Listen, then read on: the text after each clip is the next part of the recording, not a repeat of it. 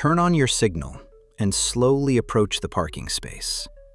Stay about 2 feet to the side of the space. This setup makes the maneuver possible. Align your side mirror with the second cone. Use this as your reference point. Check your surroundings carefully to make sure it's safe. If it's clear, turn the steering wheel all the way to the left and drive forward. When the cone appears inside your mirror, stop the car. Turn your steering wheel fully to the right. Keep your eyes on your mirrors and reverse slowly until the cone lines up parallel with your car. Check both mirrors. Make sure your car is straight and it's safe to continue. Straighten the wheel and reverse slowly until fully inside the space.